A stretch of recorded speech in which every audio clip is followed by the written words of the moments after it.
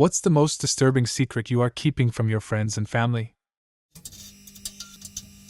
I have stage 4 breast cancer and a prognosis of stable. I could be here for years and years, doing my treatment and living my life. Not secret. I don't want to be a cancer patient for years and years. My treatment sucks and it makes me feel sick every day. My brain sucks due to chemo. There are some real cognitive difficulties. I had to give up a career I loved. I'm entry-level call center from home now.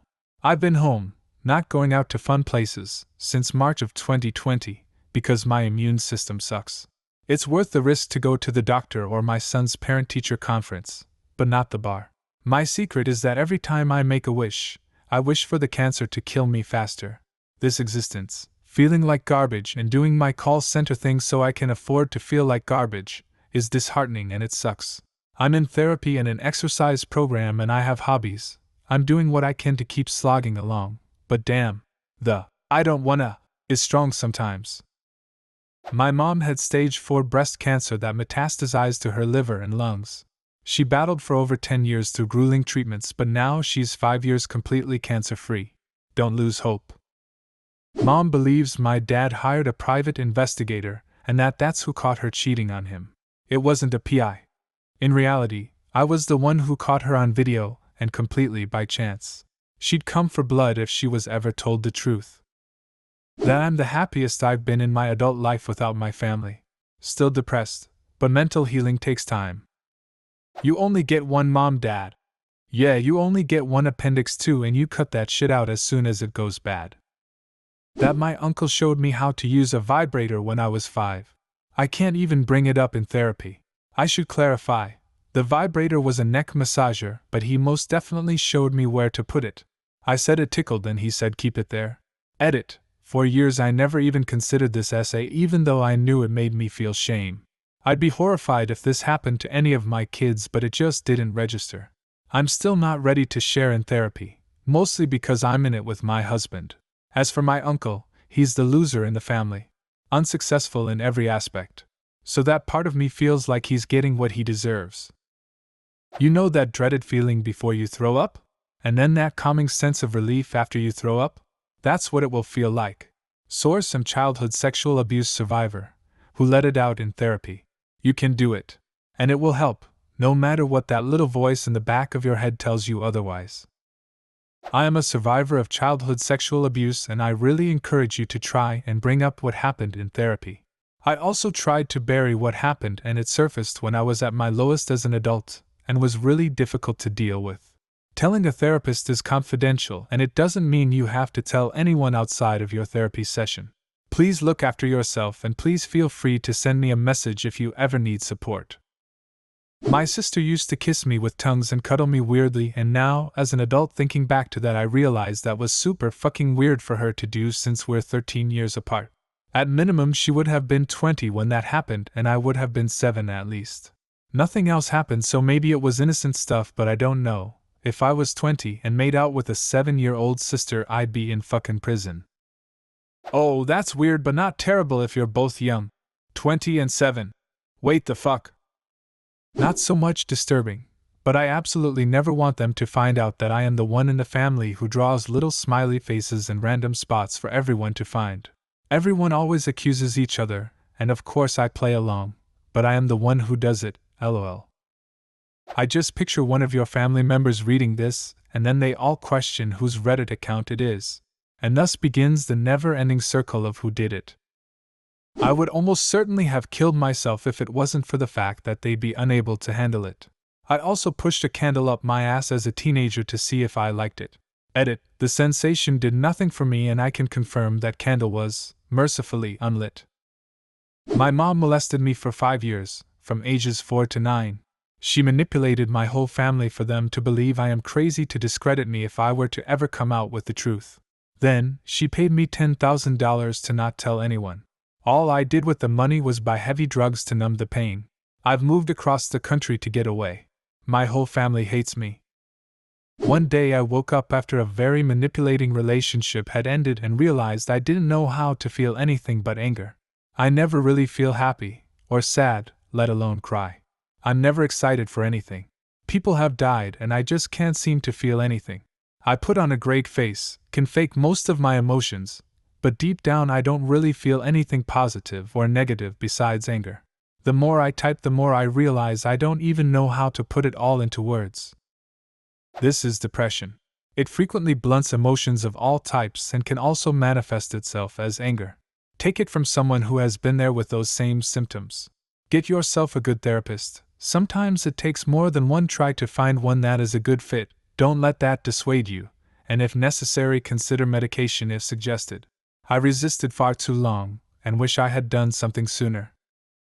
This is something sad and a bit NSFW. When my abusive stepdad was around, he would molest me and brother. We were his stepkids. He tried to make us do things to each other in front of him once. I ran and locked myself in the bathroom and threatened not to come out until Mom got home from the gym. He coaxed me out and never tried again. I learned that he was scared of my mom because she had military training and he tried to hit her once. She grabbed his hand and threatened to kill him if he did or hurt us. She never knew he did anything to us because he was a master manipulator. To add, he got arrested because I told and got 50 years. Edit, for those who want to know how Mom didn't know, he had calculated Mom's movements, like when she got off work, if she had to do shopping, and would make her get stuff from the store, all to plan his little sick mind. He was good at this, and I luckily stopped it before he went to my other little siblings. I am glad that they are safe now. You told. I completely understand why sexual assault abuse victims keep their experiences to themselves. I'm one of those people, and statute of limitations has already passed for me. But I love hearing stories where the victim comes forward and obtains justice. Thank you for doing what I wish I would have done years ago. Just one person can hurt so many more people. About $40,000 in debt. Don't be embarrassed to ask for help.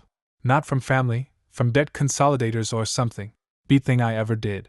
I know it's not for everyone, my credit tanked, but it is such a weight off that I want to pick up and move and start over alone, with my dogs, with zero trace. That when I was in middle school I was groomed by an online predator I met on Omegle. Being a stupid child at the time, I innocently believed I was talking to someone my age and should have seen the red flags when they kept making excuses on why they couldn't send pics or video chat or talk on the phone for that matter, but had no problem texting and asking me for explicit pictures of myself. Please go easy on yourself. You were a kid. Honestly, most of us as kids were abused by creeps online.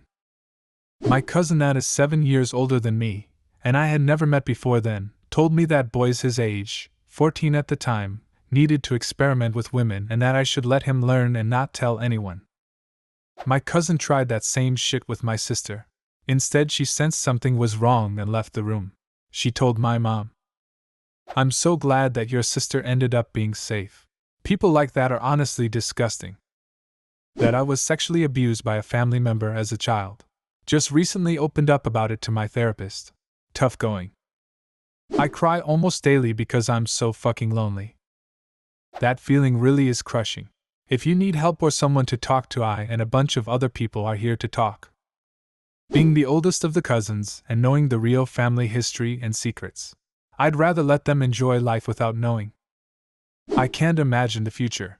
People ask me what my plans are and I just don't know. I have no chance of making plans. There's just no vision or hope or amount of wishing hard enough to try and plan or predict my own future. I'd rather be dead than have to try to think about where I'll be in 5 years. This is my dad. Didn't think I'd be here. He had no plan to live past 30. He's 60 next month. I escorted for years, including my junior and senior years of high school, to pay for college. So many times I would be at a friend's doing schoolwork, but I was with a client, or a few times I told them I was going out of town for the weekend as part of a school club trip when I was actually being flown to different cities by much older men for the weekend. I even typed up a bullshit permission slip and everything. By the way, I am aware of how dangerous that was. I do not need a lecture. They think I took out student loans and am still paying them off to this day. I was able to pay for all 4 years by the time I graduated. The only reason I am still here today is because I forgot to load a round into the chamber of my pistol when I was 18. I pulled the trigger, but thankfully all the rounds were in the clip. It was a huge wake-up call. I am doing a lot better now. My second tour in Iraq, we were in a nasty firefight when I felt something wet hit the side of my face. I knew the guy next to me had been killed, but I was a little too busy to do anything about it. After it was done, the corpseman came running over making sure I was okay, and I thought it was because I was covered in the guy's blood. Turns out one of the guy's eyes was basically dangling on the side of my helmet. Truth be told, I am fine. When I mustered out, I was able to get some counseling to deal with it and other crap I saw. I was always more worried about the corpsman. I might have seen some horrific crap on the reg, but those poor bastards had to deal with trying to keep ours, and sometimes theirs, alive. I have a friend I met in college. Took a 7.62 round to the back inside a house somewhere in Afghanistan, and immediately dropped. He told me he kept trying to get up and couldn't. The rest of his squad mopped up the place, and the whole time the corpseman was trying to get him up and get the bleeding stopped, and he said he realized he was paralyzed, but all he could think about was the frantic look on the corpseman's face. We were out one night, and he told me that story and how every night he still sees that corpseman's face, and how he would have died if it wasn't for him. Sorry, I don't know why I'm typing this out. I guess your story just made me think of it. Glad you're doing okay. You typed it out because your friend told you a story that affected you, because you are an empathetic, caring human. That's the thing about stories and why we tell them, so they aren't just ours anymore and others can carry them as well. It's a story of yours now too, just told from a different perspective. Do you have a similar story? Leave a comment and subscribe to the channel if you want to see more videos like this one.